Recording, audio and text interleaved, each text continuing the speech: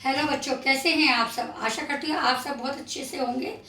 जैसे मैंने आपको बताया था, हम टेंस के बारे में पढ़ रहे थे। टेंस कितने प्रकार के होते हैं, पहले वीडियो में मैंने आपको ये बताया। टेंस 3 प्रकार के होते हैं। कौन कौन से टेंस होते हैं, मैंने आपको बताया था ना बच्चे कि टेंस 3 प्रकार के होते हैं। पास्ट टेंस, प्रेजेंट टेंस और फ्यूचर टेंस। और आगे ये सारे टेंस 4 पार्ट में डिवाइड होते हैं। और अभी हम कौन सा टॉपिक पढ़ रहे हैं, प्रेजेंट टेंस का टॉपिक पढ़ रहे हैं।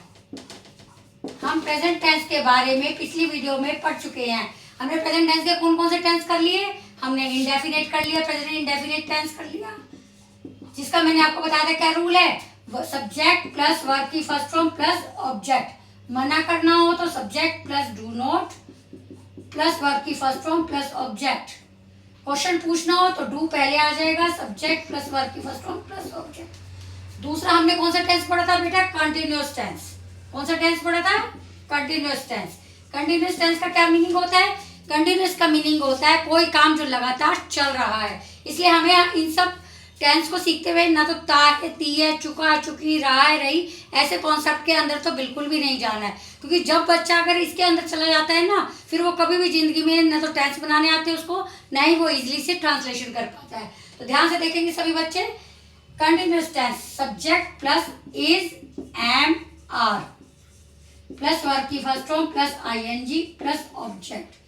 दूसरा अगर हमें मना करना हो तो subject plus is, am, are plus not plus verb की first form plus ING plus object. और क्वेश्चन पूछना हो तो इसी इज, एम, आर से हम क्वेश्चन पूछेंगे। प्लस सब्जेक्ट प्लस वर्ब की फर्स्ट फॉर्म प्लस आईएनजी और प्लस ऑब्जेक्ट। ये हमारा फॉर्मेशन हो गई। कल हमने वीडियो में पढ़ा था परफेक्ट टेंस के बारे में। कौन सा टेंस पढ़ा था हमने, present perfect tense. Present perfect tense कौन सा होता है, कोई ऐसा काम जो 1 घंटे पहले हमारा खत्म हो चुका है। मैंने खाना खा लिया है, मैंने कल आपको बताया था मैंने खाना खा लिया और मैं खाना खा चुका हूं, दोनों एक ही टेंस के सेंटेंस वाक्य हैं। कौन सा टेंस, प्रेजेंट परफेक्ट टेंस।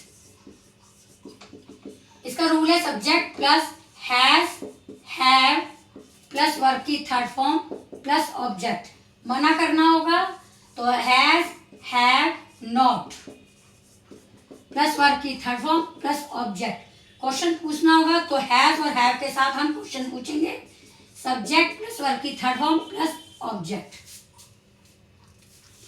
मैंने आपको जैसे बताया है, अपने सारे वीडियो में बताया कि प्रेजेंट टेंस एक ऐसा टेंस है जिसके अंदर आपको सिंगुलर और प्लूरल सब्जेक्ट देखना है।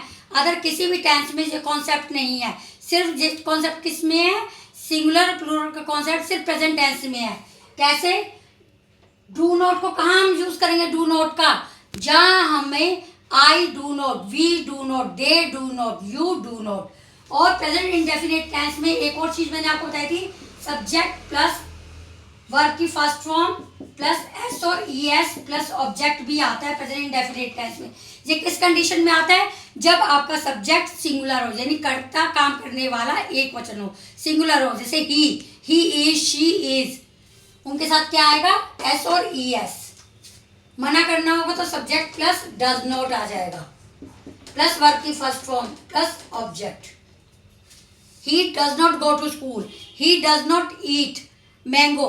तो इस प्रकार के वाक्य। और दूसरा इज का प्रयोग हम किसके साथ करेंगे, सिंगुलर सब्जेक्ट के साथ, आई के साथ एम का यूज होगा, प्लूरल सब्जेक्ट के साथ आर का यूज होगा। उसी प्रकार सिंगुलर सब्जेक्ट के साथ हम हैज का यूज करेंगे और प्लूरल के साथ हैव का यूज करेंगे। हम पढ़ेंगे प्रेजेंट परफेक्ट कंटिन्यूअस टेंस के बारे में। जैसे आपको नाम से पता लग रहा है परफेक्ट और कंटिन्यूअस, यानी इसमें परफेक्ट का भी रूल लगेगा और कंटिन्यूअस का भी रूल लगेगा। ऐसा कोई काम जो कुछ समय पहले शुरू हुआ था बट वो अभी खत्म नहीं हुआ है, उस टेंस को हम बोलते हैं प्रेजेंट परफेक्ट कंटिन्यूअस टेंस। यानी कि 2 घंटे से बारिश हो रही है, वह 1978 से इस घर में रह रहा है। इस तरीके के वाक्य जिसके अंदर समय दिया गया हो कि कोई काम कितनी देर पहले शुरू हुआ था बट वो अभी भी कंटिन्यू चल रहा है। इसका क्या रूल है, सब्जेक्ट प्लस हैज और हैव, जो परफेक्ट टेंस का रूल है। बट इसमें क्या लग जाएगी, बी प्लस वर्ब की फर्स्ट फॉर्म जो कंटिन्यूस का रूल है, आईएनजी प्लस ऑब्जेक्ट। और इसके साथ एक और चीज लगेगी, क्या लगेगा, सीन्स और फोर। यानी कि अगर निश्चित समय का कोई काम है, जैसे संडे, मंडे, ट्यूसडे अगर दे रखा है तो सीन्स का यूज होगा। यदि किसी भी वाक्य के अंदर, सेंटेंस के अंदर ये दे रखा है 1 हफ्ता, 2 हफ्ता, 3 हफ्ता, कौन सा हफ्ता हमें नहीं मालूम, तो वहाँ हम फॉर का यूज करेंगे। अगर हमें इसको नेगेटिव में बनाना है तो आ जाएगा subject plus have, had plus not plus been plus verb की फर्स्ट फॉर्म प्लस आईएनजी और ऑब्जेक्ट। क्वेश्चन बनाना हो, इंटेरोगेटिव में बनाना हो तो यही हैज और हैव पहले आ जाएंगे, plus subject plus been plus verb की फर्स्ट फॉर्म प्लस आईएनजी और प्लस ऑब्जेक्ट। सीन्स का यूज कहाँ करेंगे बेटा हम? निश्चित समय के लिए, यानी जो टाइम हमको पता हो निश्चित टाइम के लिए। और फॉर का यूज हम कब करेंगे? अनिश्चित टाइम के लिए, जब हमें टाइम का परफेक्ट पता ना हो कि कोई काम किस टाइम शुरू हुआ है।